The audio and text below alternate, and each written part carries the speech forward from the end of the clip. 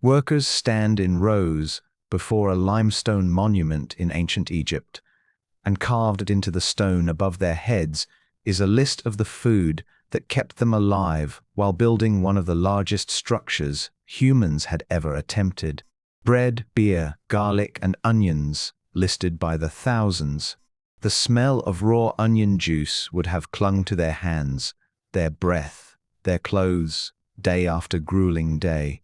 Why would a civilization capable of raising the pyramids treat a simple bulb vegetable as important enough to carve into eternity? But this story really starts even earlier than Egypt, in a part of the world where nobody was building monuments yet at all. The onion's true origin point is honestly a little fuzzy, and it's worth being upfront about that from the start. Botanists and agricultural historians generally agree that the onion, Allium cepa, was domesticated somewhere in Central Asia, likely in the region spanning parts of modern-day Iran and neighboring areas, sometime around 5,000 years ago, possibly earlier. Unlike wheat or many other early domesticated crops, onions don't leave behind durable evidence in the archaeological record the way hard grains or bones do. A wild onion rots. It doesn't fossilize neatly. So a lot of what we know about the earliest onion cultivation comes from indirect evidence, from later written records, and honestly from educated inference. Historians still debate the exact timeline and location, and it's genuinely one of the murkier origin stories among humanity's oldest cultivated vegetables. What we do know with more confidence is that by the time early civilizations were forming complex societies in Mesopotamia and Egypt, onions were already a well-established part of daily life. And this is where the story starts to get genuinely strange, because onions weren't just food in the ancient world. They were medicine, currency, religious symbol, and eventually a kind of edible payment for an entire workforce. Let's go back to that image from the hook, because it deserves real attention. The construction of the Great Pyramid of Giza, built during the reign of the pharaoh Khufu around 2560 BC, required an enormous, sustained labor force over roughly 2 decades. Historical and archaeological evidence, including inscriptions studied by Egyptologists, indicates that onions and garlic were part of the rations provided to workers, likely valued both as food and for their believed medicinal and preservative properties. There's an often repeated claim, sometimes attributed to the ancient Greek historian Herodotus, that a specific inscription on the pyramid detailed the exact quantities and cost of onions, garlic, and radishes given to workers. It's worth flagging clearly here. This particular claim is disputed among modern historians, and many now believe it may be a later invention or mistranslation rather than something Herodotus actually recorded. What is better supported by archaeological evidence is that onions were indeed part of the broader diet of Egyptian laborers and were valued enough to appear in tomb paintings and burial contexts through ancient Egyptian history. And that burial detail is worth sitting with for a second, because it's genuinely one of the odder threads in this entire story. Archaeologists have found onions in and around Egyptian mummies, including, according to Egyptological research, in the eye sockets of certain mummies, most notably associated with Ramesses IV, who died around 1149 BC. The exact symbolic reasoning isn't fully settled among historians. Some researchers suggest the onion's papery layers were seen as symbolic of eternal life, its spherical ring-within-ring structure representing the concept of eternity itself in Egyptian religious thought. Others suggest more practical reasoning tied to the onion's strong smell, believed to have properties that could ward off decay or evil spirits, or even help of the breath of the dead, in the afterlife. Whatever the exact belief, the onion clearly wasn't just dinner. It was sacred enough to accompany royalty into the next world. Here's a detail that tends to surprise people, and it's a genuine pivot worth building on. In some regions, ancient Egypt, and this is documented through religious texts and iconography, onions were treated with a level of reverence that bordered on worship in certain contexts, their spherical shape and concentric rings interpreted as a symbol of eternal itself. Meanwhile, just a bit further north, in parts of the ancient Mediterranean world, attitudes toward the onion could be startlingly different. There's a persistent historical account, again traced back through ancient writers like the Roman historian Pliny the Elder and others, describing certain groups within Egyptian priestly classes who reportedly avoided eating onions altogether, considering them somehow spiritually unclean or inappropriate for those maintaining ritual purity, even while the general population ate them freely and offered them to the gods.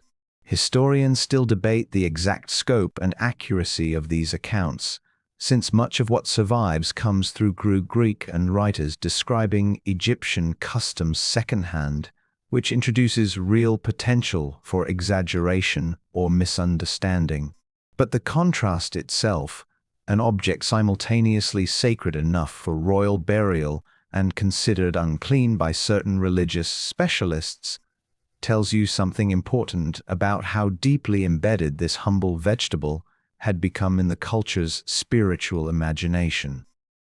As civilizations rose and fell across ancient Near East and Mediterranean, the onion traveled with them, adapting to new climates and cuisines, and picking up new cultural meanings along the way. In ancient Mesopotamia, cuneiform tablets and later Babylonian periods reference onions among the crops grown in temple gardens and traded in local markets, suggesting they were a staple crop across multiple early civilizations independently, not just an Egyptian phenomenon. This makes sense agriculturally.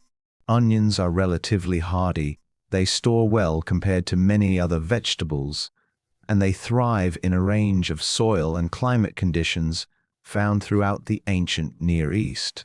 For societies without refrigeration, a vegetable that could be dried, stored, and eaten through lean months without spoiling quickly was genuinely valuable in a very practical, unglamorous way. Now here's where the story takes a genuinely fascinating turn towards something closer to actual military history, and it connects directly back to that title, the vegetable ancient armies allegedly went to war for. This requires a bit of careful handling, because some of the more dramatic claims about ancient onion warfare circulating online are exaggerations or outright fabrications, not well supported by primary historical sources. What is better documented is something almost as interesting: the role onions played as standard rations across multiple ancient civilizations, a role significant enough that securing reliable onion supplies became a genuine logistical and strategic concern for military campaigns. Roman legions, for instance, are documented through various historical sources as including onions and garlic as part of standard soldier rations, valued for their leaved properties in maintaining strength and health during long campaigns, alongside more practical considerations like the portability and long shelf life compared to fresher vegetables. Roman military writers and physicians, including figures like Pliny the Elder in his extensive natural history writings, documented various beliefs about onions' supposed medicinal properties, including their use in treating wounds, aiding digestion, and even, according to some ancient beliefs, improving a soldier's courage or vitality before battle. It's worth noting clearly that many of these ancient medicinals reflect the medical understanding and folk beliefs of their time rather than something modern medical science would necessarily validate. And that's an important distinction to make rather than presenting ancient medical folklore as established fact. This is where a mini crisis point deserves some real attention, because supply lines, provisioning, were genuinely make-or-break concerns for ancient and medieval armies, and staple crops like onions were part of that fragile logistical chain. An army that couldn't reliably feed itself, whether through onions, grain, or any other staple, faced desertion, disease, and collapse just as surely as it faced an opposing army on the battlefield. Historians studying ancient and medieval military logistics have consistently pointed to provisioning, not just battlefield tactics, as one of the deciding factors in many historical military campaigns. In that sense, while the idea of armies literally war specifically over onions in the dramatics implied by internet folklore isn't well documented as a standalone cause of specific conflicts, the deeper truth is arguably just as compelling. Control over reliable food supplies, onions very much included, was a genuine strategic concern that shaped how ancient warfare was actually conducted and sustained. As the classical world gave way to the medieval period in Europe, onions didn't fade from importance. If anything, they became even more deeply woven into daily survival, particularly for people who didn't have access to the wealth or variety of food available to nobility. Medieval European diets, especially and lower classes, relied heavily on what historians some call the onion family, including onions, garlic, and leeks, as some of the most affordable, reliable, and storable sources of flavor and nutrition available across the long, difficult winters common to much of Europe during this era.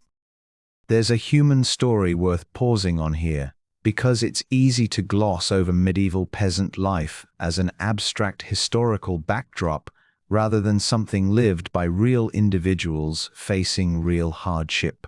Consider an ordinary farming family in medieval England, tending a small kitchen garden alongside their larger grain fields, growing onions specifically because they required relatively little specialized care, stored reliably through winter months when fresh vegetables were scarce, and could be traded or sold at local markets when cash was needed for other necessities like tools, cloaks is owed to a local lord.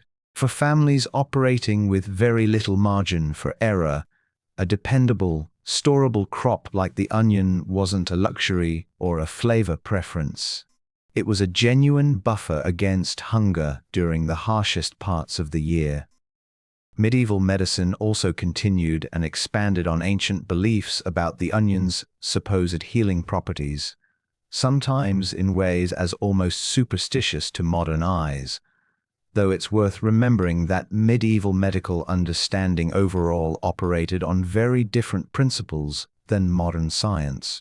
Onions were believed by various medieval physicians to help treat everything from respiratory ailments to infections to, according to some historical accounts, even used as a folk remedy people believed could help ward off or treat symptoms during outbreaks of plague, including the devastating Black Death that swept through Europe starting in 1347. It's important to be clear and honest here. There's no credible modern scientific evidence supporting onions as an effective treatment or preventive measure against plague or similarly serious diseases, and this reflects the medical folklore and understanding of the period, rather than an endorsement of these beliefs as medically sound by any modern standard. Here's a genuinely surprising pivot worth building tension around, because it shows how deeply onion folklore persisted even as understanding of disease transmission gradually improved over the following centuries. As late as various documented outbreaks of illness in early modern Europe, some households reportedly continued placing cut onions around living spaces, believing the vegetable could somehow absorb harmful vapors or bad air. reflecting the miasma theory of disease that dominated European medical thinking for centuries before germ theory was properly established in the 19th century, primarily through the work of scientists like Louis Pasteur and Robert Koch.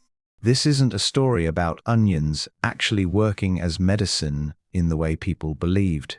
It's a story about how a genuinely useful, storable food source, centuries of hopeful folklore around it, born from people desperately searching for any tool available to protect themselves and their families during eras when actual medical understanding of disease was still centuries away from where it needed to be.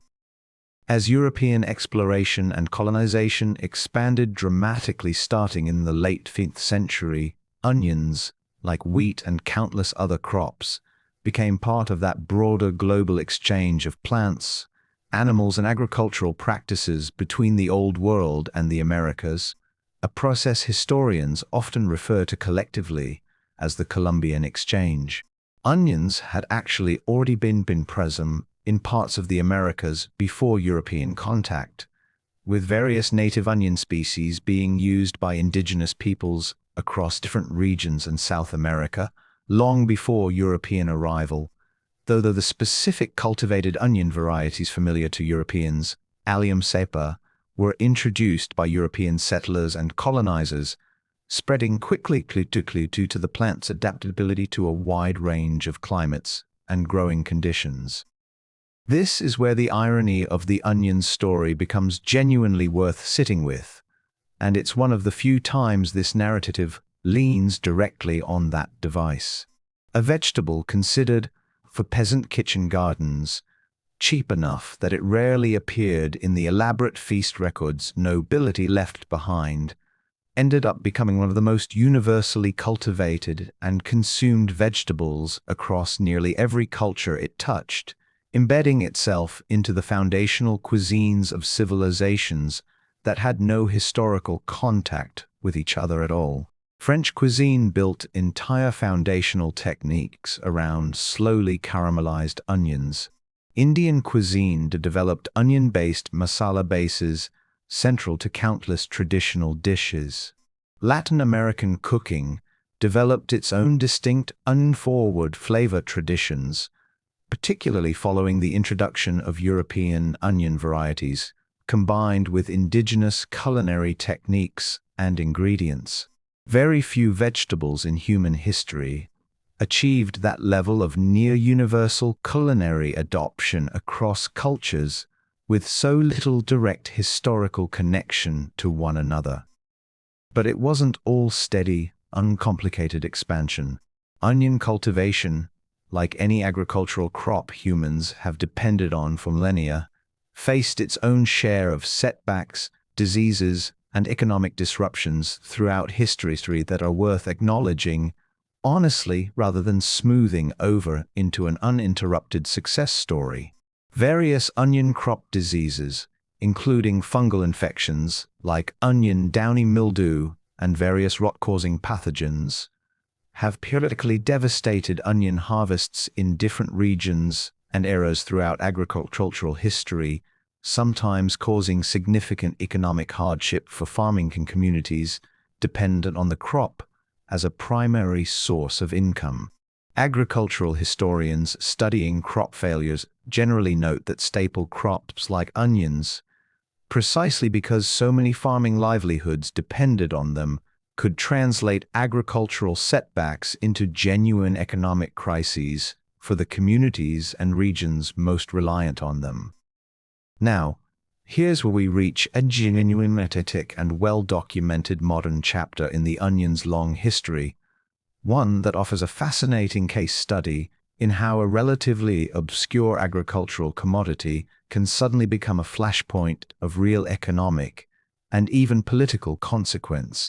In the mid-1950s, in the United States, a group of onion farmers and traders in Michigan and Chicago, growing increasingly frustrated by what they saw as damaging price volatility caused by speculative trading of onion futures contracts on the Chicago Mercantile Exchange, pushed for a legislative solution to what they viewed as an unstable and harmful market. This is a story that centers, in part, on a specific and genuinely notable individual, Vincent Kasuga, an onion farmer who, along with a business partner, is widely documented as having orchestrated a significant market manipulation scheme in the onion futures market during 1955. According to historical accounts and subsequent investigation records, and his associates corner a substantial portion of the available onion futures contracts, in which ways caused dramatic and damaging price swings, first driving prices up and then collapsing so severely that some historical accounts describe onion prices where the onions themselves reportedly became less sacks used to hold them. An almost absurd historical detail that nonetheless caused serious financial devastation for many legitimate onion farmers who had no involvement in the manipulation scheme and depended on stable prices for their livelihoods.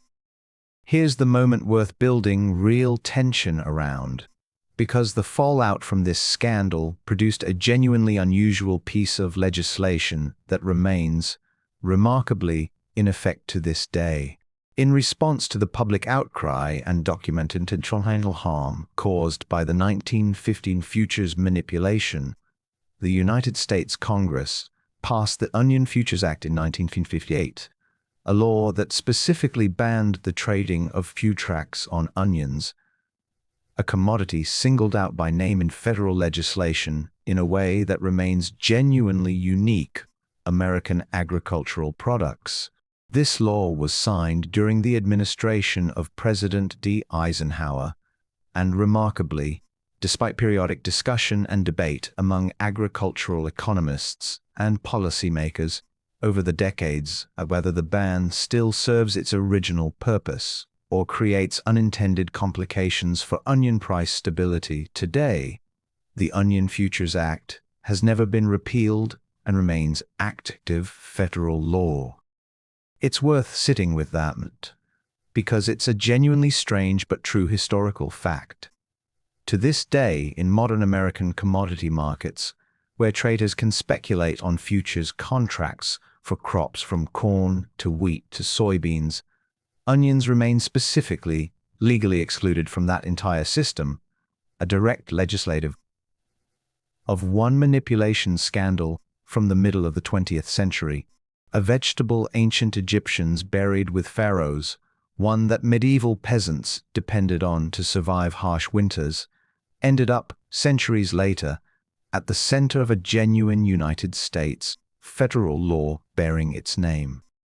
As the 20th century progressed and agricultural science and industrial farming techniques advanced dramatically, onion cultivation transformed into the massive, highly organized global industry it is today. Transformation worth spending real time on, because it represents such a dramatic contrast from the small-scale kitchen garden cultivation that dominated onion farming for most of human history.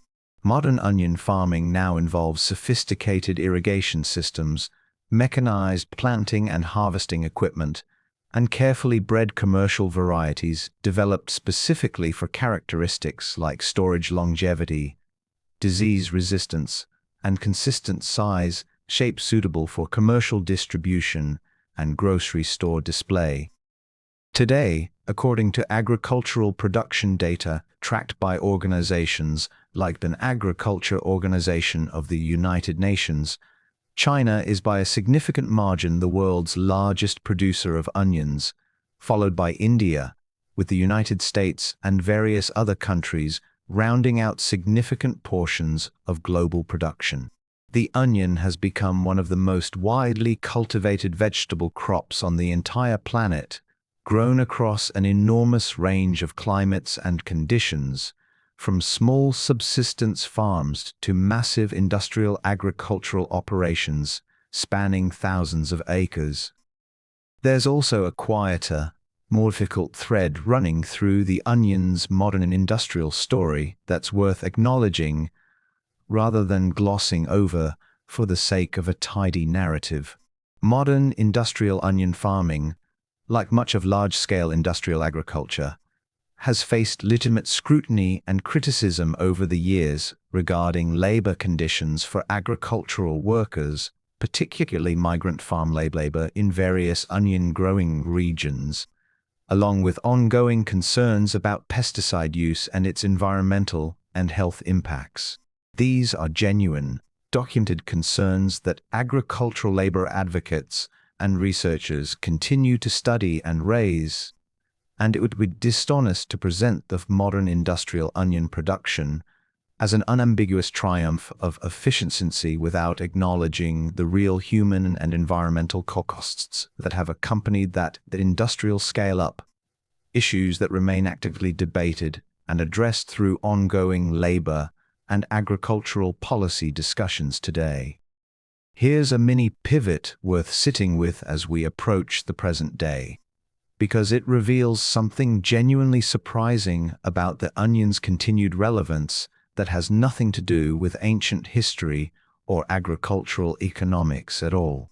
The onion has become one of the most scientifically studied common vegetables in the world, not for its culinary properties, but because of the specific biochemistry behind why cutting an onion makes people cry, a phenomenon that seems almost trivial on the surface, but actually involves a genuinely fascinating chain of chemistry.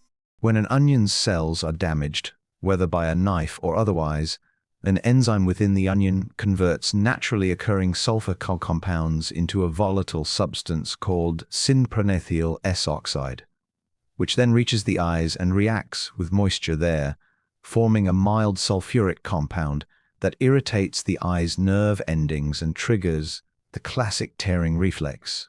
Researchers, including a notable study published New Zealand scientists in 2002, actually identified the specific enzyme responsible for this reaction. Explored through subsequent agricultural research and biotechnology efforts, whether onion varieties could be bred or engineered to reduce this tear-inducing effect while preserving flavor, an area of ongoing agricultural research interest even today. It's a small, almost funny detail in the grand of thousands of years of history, but it captures something genuinely true about the onion's modern life. It has become so ordinary, so universally present in kitchens around the world, that its most commonly discussed property today isn't its sacred symbolism to ancient Egyptians, or its role in medieval survival diets, or its bizarre entanglement with federal commodity law.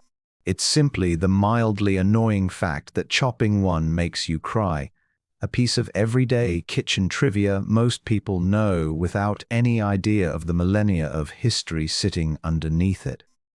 So let's come back now to where we started, that image of Egyptian laborers working under the desert sun, sustained in part by rations that included onions, building a monument meant to last for eternity. Those workers almost certainly no sense that part of a much longer story, one where this humble bulb vegetable would go on to be buried with pharaohs, rationed to Roman legions, related evil peasants surviving brutal winters, swept up in European colonization and global culinary exchange, and eventually become the namesake, but genuinely real piece of United States federal commodity law, finally into its current quiet, current role as one of the single most common ingredients in kitchens across the entire planet. It's worth reflecting on how strange it is that some of history's most consequential objects aren't the glittering treasures or dramatic weapons that usually dominate historical storytelling, but the quiet, unglamorous staples that fed armies, sustained peasant families through desperate winters, and got carved into the walls of ancient monuments precisely as, without them, none of the more famous history built on top of them could have happened at all. The onion never asked to be important. It just kept showing up in kitchen gardens and royal tombs and legionary rations and legislative hearings, generation after generation, quietly indispensable the entire time. If this journey through the surprisingly dramatic history hiding inside something as onion caught you off guard, the way researching it caught me off guard, Let me know in the comments which everyday ingredient you'd want uncovered next, because history really does seem to be hiding in almost everything sitting in your kitchen. And if you enjoyed this one, hit subscribe, drop a like, and I'll see you in the next story.